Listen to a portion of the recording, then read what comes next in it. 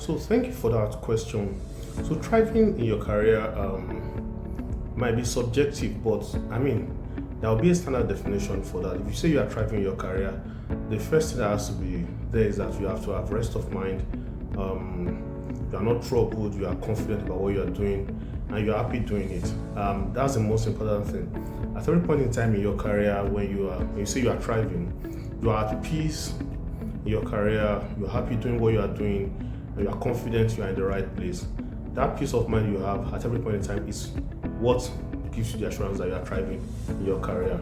Sometimes it's not about what you are earning or what is coming to you and all of that. It's about peace of mind doing what you are doing. And the reality is that I didn't plan to go into admin, into facility management, into the administrative career path. My intention and plan was to go into HR. And I think I had an interview with an organization, and the head of the organization told me that she doesn't think that I'm an HR person, that I'm fit for the HR role, and that she would rather that I go into the admin role. And that was how I got into admin, and it's been a good experience. Even in the course of my career, I know I've had to do sit in a few personal management roles, but I've been doing admin, facility management, and all of that since I've been in my career, and it's been a good experience. I don't have any regrets at all. I think that I have what it takes. I understand the business, and I think that was some form of divine leading that got me to this career path, and I'm happy that I'm in it. Staying in my role sometimes requires a lot of compromise, and it's been a very difficult one, in all sincerity, because you deal with regulators, you deal with all kind of people, and the only language you will understand is that you have some form of compromise, and that is where your negotiation skills come in. First of all, you need to let people know where you stand and what you stand for, and that is very, very important. At every point in time, people should be able to tell, oh, don't go to that guy, he won't do this. Don't go to that guy, he won't do this, he won't do that. So people should know you for who you are. That's the first thing that is important. And then when people know you, they will come to you with less of those things that require compromise. They will still come to you because you have regulators who are coming to you after you have done all that you're supposed to do, and they will still insist that, oh, you must get this done, you must do that, and all of that. And you must be able to understand how to negotiate your way out of those situations. That is very, very key, because those critical stakeholders, if you don't know how to manage them, they can really, really make a mess of your career and make things really, really bad for you. Understanding and knowing how to manage them is key and critical to success in your career when you're in this kind of role.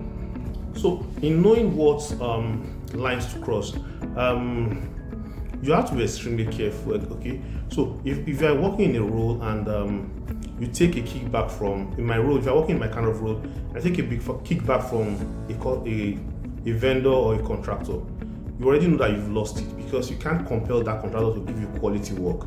He will refer to what he has given to you. So one of the lines you can't cross is taking things from your contractors. You have to run away from that, avoid that entirely, because that can really, really mess you up big time. Also, you also need to know the kind of compromise to set with your vendors or stakeholders. I know I've had stakeholders, regulators, and all that come around to my office, and I tell them, oh, I'm sorry, I'm not going to tell them that, oh, I'm not going to give you anything. There are times I say, oh, guys, don't worry, don't just trouble me. Let's go out and have lunch together. I'll take them out together and we'll go sit down and have lunch. Most of the time, what I've tried to do is to make friends with these individuals and then relate as friends. And that way, they are not coming to me with demands and all of requests and all of those things. Because I try to convert them to friends, because they are people you need, either you like it or not. And how you manage them is very, very important. So, resignation, it's a tough one. I think that was probably one of the most difficult decisions I've had to take, because I didn't think it through before I took that decision. I just knew at that point that if I didn't take that decision, it was going to affect my life, my family, and all of that. And interestingly, the compromise wasn't coming from maybe regulators or all of that. The compromise was more of internal, really. And it was not even compromise in terms of maybe financial, all of those things. It was a compromise that required that I do personal things that are against the values that I stand for. And I just couldn't do it, really, because it just the thought of it really, even the thought of it right now sort of makes me feel somehow. I find it disgusting, in all sincerity. And when you have a superior who is making such demands on your person that you know you can't deal with, I mean, the only other thing you can do is to just, I just didn't think through it. I just resigned. And it was a difficult situation because I didn't even discuss with my wife or discuss anyone with any of mine. And I think that probably one of the things that I had lacking in my life at that time was that I didn't have a mentor that I could speak with. And I tell people these days that one of the greatest good you can do for yourself when you're building your career is to have a mentor who you can talk to at every point in time. You can't place a value on that, really. And in the aftermath of that, of those experiences, now that I have a mentor and I have someone to speak to at every point in time, I can see the clear difference. Maybe I would have acted differently or done things differently if I had a mentor who I could talk to, who could give me counsel and all of that. But that wasn't there, so I just resigned. I didn't talk to my wife. I had a wife, I had a child. I just left the job. It wasn't a wise thing to do, but I think that was the only thing I thought I could do at that time. It didn't turn out well, sincerely. It was really, the aftermath was, I can't describe. It wasn't a good experience. It was more like I had to restart my career. For someone you're already earning both in naira and in foreign currency, making decent amounts of money, doing your own business here and there, and all of a sudden there is no source of income. You just find out that you have bills to pay, and then you've not saved enough because you haven't built your career well enough to have savings that could cover for you. You just resign your job, and then you have a family and all of that and bills to pay, and then you are stuck in between. It's not a good place to be anyway, but I'm looking at the alternative. Could I have managed that situation better to see that I still don't compromise and wait a while and have a plan to exit that job instead of just doing it abruptly? Maybe yes, maybe no, but that was all I knew to do, and that was what I did. And again, I'll say probably if I had a mentor I could talk to, it would have been different. But it wasn't an interesting decision, was it? I think that in terms of support, I'll probably say family, and I'll start with my wife. She was very, very supportive, and she gave everything she needed to give in all of those times. She didn't make me feel less than the person that I am. She didn't hold back her own resources. She managed with whatever it is that she had, and she was probably the major support. And in some of those trying times, I could remember some of those times I had bills to pay and I couldn't pay them. I had some debts to pay, I couldn't pay them. And because of the harassment and all of that happened at that time, I could remember certain occasions where I would take my car, even though I had gotten a job, I was paying me maybe 20% of what I was earning before, and I'll be driving from that job to the house, and I'll feel like maybe the car should get into an accident.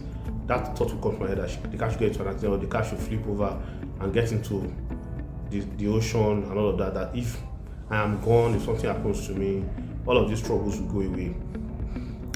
Those thoughts really were heavy in my head at those times, and I'll feel like maybe it should just end. I didn't have the thought, I didn't think that I should kill myself, but I thought like something should just happen to me that would take me away, and maybe that would take the problem away.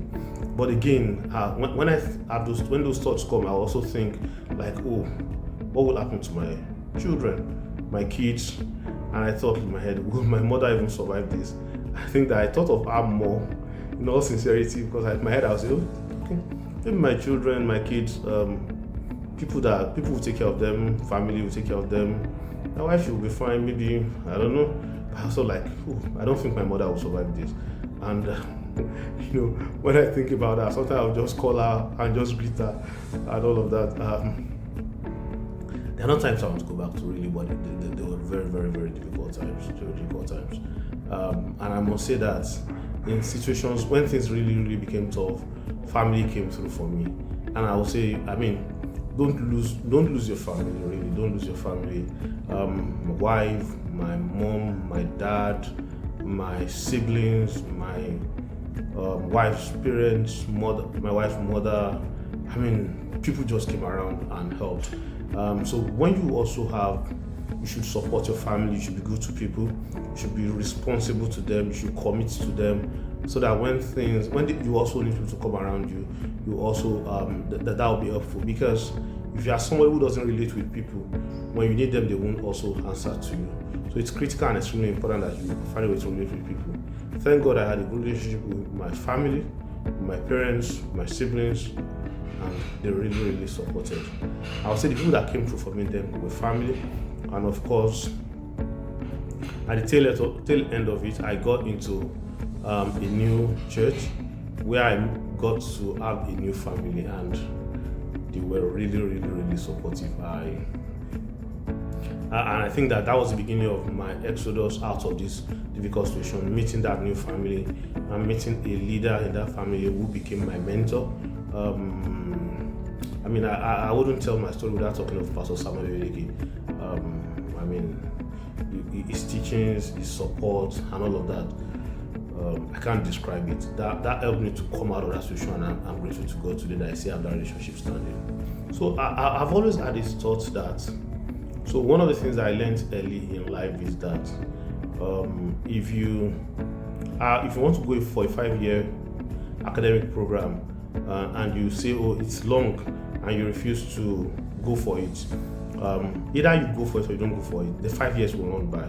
So, no matter how bad situations are, whatever I need to do, I always get to start doing it. And I think I've learned to look at the future.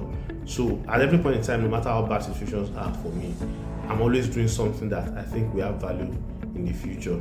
So in all of those times that things were bad, one of the things I focused on was, I know I have digital experience, I could create content. So I'll go on Facebook, on social media, on YouTube, I started creating content, really. I said, okay, maybe these things will get to blow in the future, like we say, and bring some. So I ensured that I also went into farming. I started farming tomatoes, vegetables. I went into poultry, collecting eggs around outside of town, bringing them into Lagos.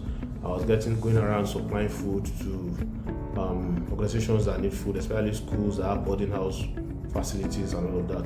So one thing that I ensured I was doing was that I was always thinking, like, what will happen tomorrow? So to ensure that tomorrow is good. Today was bad.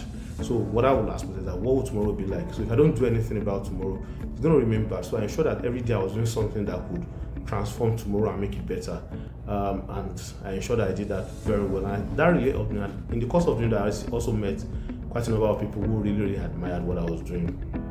So I'll say that my ethical stand and in line with reward of integrity, the way I would answer that question is to say that the last 3 jobs that I've had are jobs that came to me by referral. They all came to me by referral. Someone will just see the job advert and say, oh, Kola, I think that you're the right fit for this job, and they will call me to come take the job. And that's the way it has been.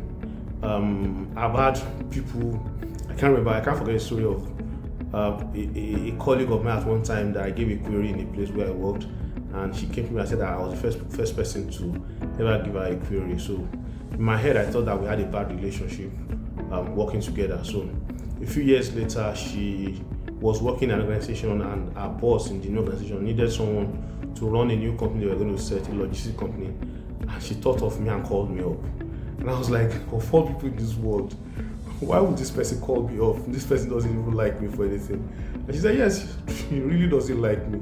But she thought in her head that if there's anyone who can do this job and do it well, it was me. And because she was sure about my stand, and that was why she called me. So referrals, and when you also build people along the way. I've met people that I've worked with again and again, and when I meet them, it's always a good story because of how we work together and the kind of experience we had working together. So integrity has its reward. You get referral. You get called to tables where you wouldn't expect to be called to, and that's extremely important. Then you have peace of mind. Really, you are not bothered about anyone coming to harass you or take you off for anything because you didn't do anything wrong, and that's also very, very critical. And I think the first thing I would say that I find extremely most important is that you find a mentor. Find a mentor, someone that can mentor you. you think you know it all until you get to points where you need to take certain critical decisions, then you know that you don't know it. So finding a mentor is critical, and you need to find one. Very, very important. I can't overemphasize that. Find a mentor. That's the first thing I would advise. Because you really get situations that will question everything that is in you. So find a mentor, someone you depend on, that that is really good at what they do and who have good values. The second thing I would say is that know your stuff. Be good at what you do. Be extremely good at it. Study, learn, acquire knowledge, research, spend the money you earn while you're working, developing yourself, make yourself better at everything that you do. Know your work. That's critical too. The third thing I would say is build relationships. Build relationships. That is extremely important. You must have extremely good relationships with people. If your relationship is not good, then you have an issue. Build relationship with people. That is important. Build relationships with people. Don't make enemies out of people. Make more friends. And even people you can't be friends with, don't have issues with them. Be as neutral as you can be. Let people know your stand. Don't get into unnecessary arguments or fights with people at work. You are there to work, not to make enemies. Relationship with people is key. I think that the fourth thing I will talk about is emotional intelligence. If there's any skill that anyone wants to build that would impact your life, in a tremendous way, it will be emotional intelligence. Ensure that your emotional quotient is high. As high as possible. Know how to manage your emotions, know how to control your emotions, know how to manage others. That's extremely important. The list is endless, really, but those are some of the things I think you can do that can really help your career. Don't be a mediocre. Be an expert at what you do. Know what you are doing and know it very well. Very, very important. In closing, I was talking to my mentor yesterday and a few days back, and he said to me, life is in cycle, and he aligns with what I believe. Okay, if the situation is bad today, it's going to turn around and become good tomorrow. So it is what you do when it is good that will determine how the bad season will look like. Now, when it is a bad season, it is what you do at that time that will determine what the next season will look like. So even when it is good or it is bad, ensure that you retain your values and you are doing what is right, because it's going to turn around and things are going to turn around. Definitely. Okay? So, stand your ground, be sure what you are doing, seek counsel, seek knowledge, talk to people that can help you so that you can be sure you are taking there are times you think you are taking the right decision and then you are taking the wrong decision. There are times that the decision you have taken in a different way at a different time. So timing, the approach and all that, all of those things can change based on the kind of counsel that you will get, and those things are extremely important. So I would say seek counsel. That's very, very important. Again, I'm saying that you have to seek counsel. Focus on what you are doing. Don't lose your values for anyone. When you think it's time to move, discuss with people that are important to you, your spouse, share with them, and before you take any critical decision. One of the other things that I've also learned that I teach to my kids is that whenever you get into a place where you can't be controlled or cautioned and you are not accountable to anybody, you are in a dangerous place. Whenever you get into a space where you can't be controlled or you can't be questioned by anybody, you are not accountable to anybody, you are in a very, very dangerous place, and that is not a good place to be. So ensure that whatever it takes, don't be in that kind of space. Don't get into that kind of space where you are not accountable to anyone, where you are lord of yourself, where you can do whatever you like and no one can question you. That's a dangerous place to be. So ensure you find yourself somebody who you are accountable to, who can call you to order, who can stop you in your tracks when you are going the wrong way and you submit to. Very, very important. I teach that to my kids because I think it's critical to life. Thank you for this opportunity to share.